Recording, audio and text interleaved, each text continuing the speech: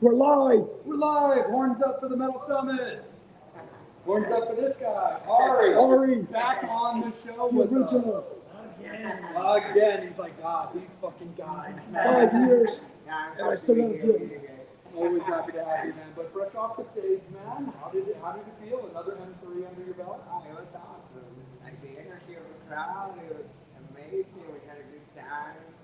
He was happy, smiling. The whole day was like on point.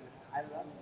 Absolutely. And I mean, it's especially with like the Adler band. I mean, you guys now have been a tight band with the same players for a while. So having that kind of like, just consistency has always got to feel great. Yeah, like we haven't played together since November of last year. So this is the first show of the year. We were like, we didn't know what to expect. And it came out great. Yeah, man. I was telling you, man, I love the fact that you guys opened the Night Train because it's really cool. Because of course, with such an amazing G&R catalog, you've got those kids hits that are typically reserved for kind of later. Yeah. But I love the fact that you guys started right off with a bang and just ran people over with the locomotive on that. For sure. One of the things that we were also talking about that we noticed, it also seemed that you generally were seeming a lot more just comfortable on that big stage as well. Yeah. How does that like come in? You're now playing a stage more often that you're used to where you can go. Yeah, for me, playing here, like, this is the fourth time we are playing M3, and I already have like 300 friends, and this is like a family reunion. It's like, it's not like going to play a show, it's like, I'm fucking going to see my friends. So I feel like super comfortable, and of course the songs, I will sing these songs forever, and I mean, we'll just having a good time. Absolutely, man. Speaking of friends, of course, Ari's a friend. And speaking of Metal Summoners and TMS friends, our buddy Ron with Empire Extreme is back with us. Ron, right over to you, brother. Yeah, so I mean, so like I said, being the fourth time, how did it, how did it work so much better with this one, you think, compared to like that first one? How do you feel like the crowd and how your performance and stuff like that was a lot better this time, you think, than previous ones, or like because, like you said, the comfortableness of being able to play? Yeah, I mean, I don't know. This time I was like looking at the audience, and I know that guy, I know that girl. Hey, how are you guys? So it's fucking cool to like see your friends, your family up there. It's like you feel comfortable when everybody is like, I don't know, welcoming you and friendly, and I don't know, it was that having a good time with your friends. Yeah, exactly. And then like I said, when it comes to doing the set list and stuff like that, how much input does Steven let you do and be able to add what songs you would like to do? Yeah, I mean, Steven has the word, like, whatever he wants to do, is what we're gonna do. But for this show, we were like, okay, I'm not gonna do this here. Maybe I'm gonna do the screaming thing before to challenge mine and get the audience like he was such a nice guy. He's like, yeah, well, we have fun. I mean, I want everybody to feel comfortable. Let's rock and roll and do what we do best and what we enjoy the most. Yeah, exactly. And then, fans who have obviously seen you for the 4 years that you've played and stuff like that, talk about, the 1 year when we got to play during 4th of July, you got to do the Star Spangled Banner. How cool was that to be able to go out there on stage and do that? Oh, it was awesome. I knew it was the 4th of July, and I was like, is anyone going to sing the national anthem? And they were like, oh, we can think about it. And I was like, can I do it? And they were like, yeah. Yeah, I mean, for me, it was such an amazing moment. Yeah. Yeah, I really appreciate these guys for letting me do this. For letting me do that. Your first M3. Everybody's reaction to you, the first song was this. The second song, everybody was fucking rocking. So you seem, And each performance, we see it multiple times. Each performance, you bring, you kick ass. So, how do you maintain your voice? Yeah, I do a little weird. That's what I need to do. Yeah, I don't know. I try to like eat healthy. I'm vegan, so I try to eat healthy, sleep a lot, be like, conscious about what I'm doing. But I'm never like a technical person. I don't fucking know what I'm doing when I sing. but through the years, I learned how to do that stuff. And I don't know, take care of my voice. Like, I don't know what I'm doing, but I know that I'm doing it right. Like, you see, I was talking about this with Max. It just seems more like like you're kind of set down into your ways when you're delivering the songs. Like your delivery, you kind of seem just more comfortable out there, and it's just something awesome to see because, like I said, seeing you that first time, you're like this and wondering who is this guy, and then becoming fans, like you won a lot of people over Yeah. that first time, so you feel that pressure to deliver. Yeah, I mean, first time, I didn't know what to expect. I mean, they told me, yeah, we're playing M3. I didn't know what M3 was. And now I feel part of the family. So for me, it's like, I'm really comfortable here. And I mean, I think that translates to the stage. 100% for sure. Well, can you, so you said that actually M3 is kicking off your guys' 2025 calendar. Yeah. What can you tell us at the moment about what you've got planned for upcoming shows? And next we are going to Wisconsin.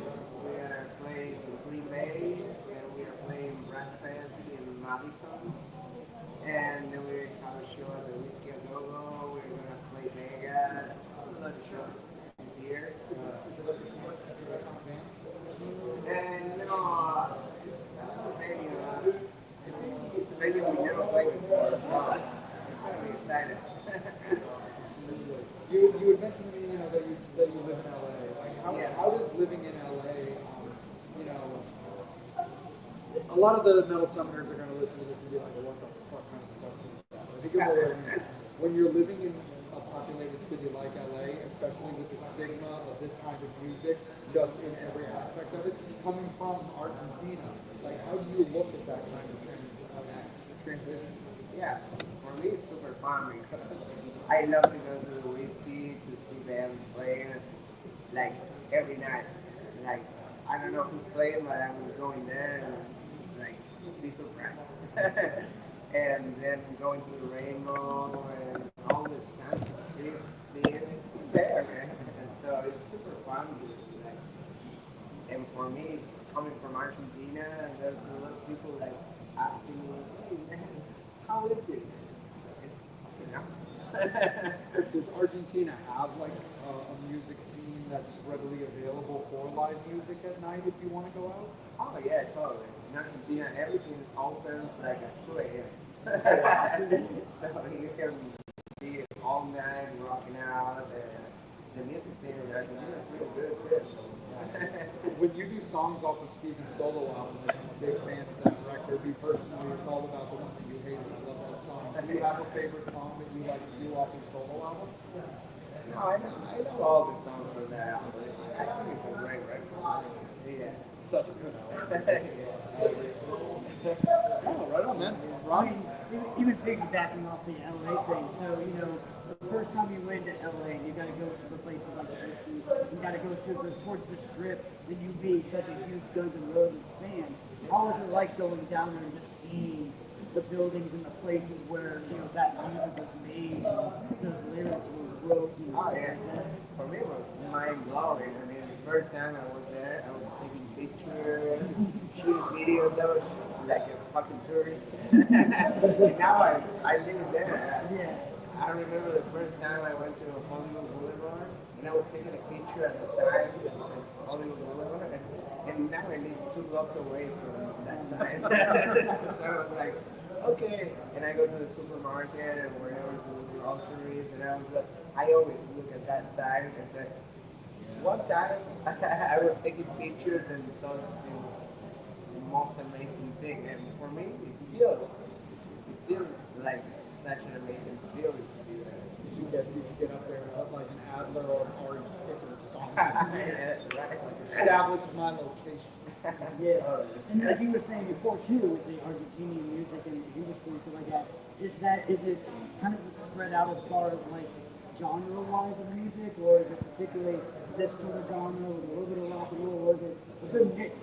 Yeah, I mean, in Argentina, everybody looks like what other bands are doing here and whatever, but the genre is kind of the same. It's rock and roll, it's rock, hair, and all this stuff, tools, leather. So yeah, I mean, I used to have my band back in Argentina. We recorded one album, but it was kind of like what we are doing here now. Rock and roll. Yeah, exactly. Absolutely.